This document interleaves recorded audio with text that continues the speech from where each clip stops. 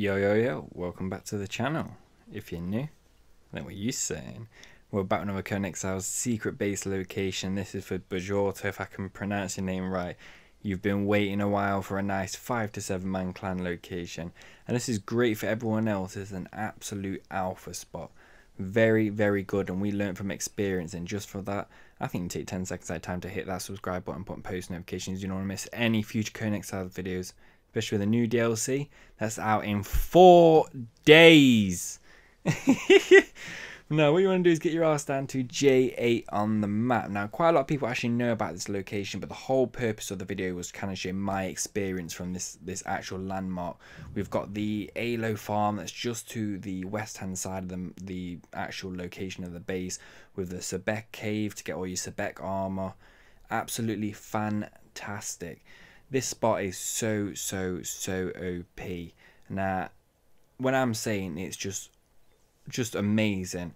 We once played on an official server and there was 4 of us and 16 players came to attack us, and it was just unbelievable. And it was the second day on the server, iron weapons, and we absolutely holded our ground.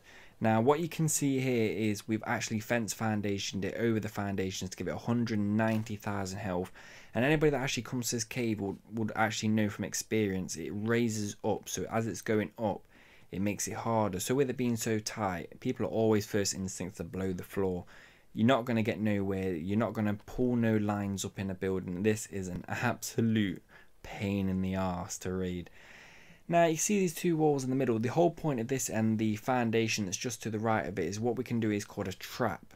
So if when you are actually being raided, if you're blown from the ground up, you should just come just below that roof right there where the door is, just how the way the landmark is, and it's raising upwards. It's really good.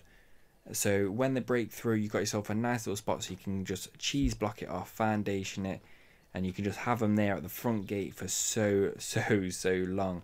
Now coming in onto the inside, what we've actually done here is made a V shape. Now it's not to prevent bombs or anything like that. It's more in a sense of when they jump down, you can see here climbing up and down, you're having to put your weapon away. So if you're scrapping it in, someone's trying to get away, they're going to jump up, you're going to spear them in the arse or hit them with a weapon, then you can actually stun lock them in the corner. It's a good little defensive right side of your door. And if you haven't noticed already, all the way through we've got pretty much 190k health followed by another 190k health, just cheese blocking it further backwards and backwards. And as the video goes on forward, you get to see exactly the process of what we've done, but we'll get to that bit. Looking at the base here, this is absolutely amazing. I managed to fit everything in pretty much just in a radius of 4 foundations. Obviously I tipped over a little bit on the right and a little bit on the left there. You can see we have 2 tanneries. Oh my god, if you're cooking them bombs, you can get them 2 on the go nicely. We've got the both armor benches, you can make all the weapon packs. Definitely a must have 2 cauldrons if you're running a team base, maybe 3. I think 3 can get a little bit out of hand. One of the cauldrons never really get used, but it's always nice to have 3. But I'm just going to run with 2 for this, just for the main purpose. 1 for bombs and 1 for war paints and everything else that comes along with it.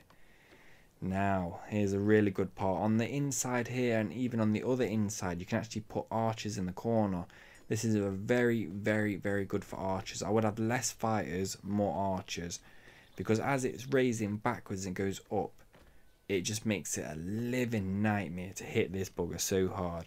And I can see in here we've got plenty of beds. Now I know some people are going to say, well, you're going to get trapped, you're going to get stuck, and so on and so on. Honestly, I've heard it all. Well, what I'm actually going to show you here is just exactly what I mean by it finds an available spot for you. So when you come back in, you can just crack on, get on, no problems. Now, this is what I meant by the cheese blocking.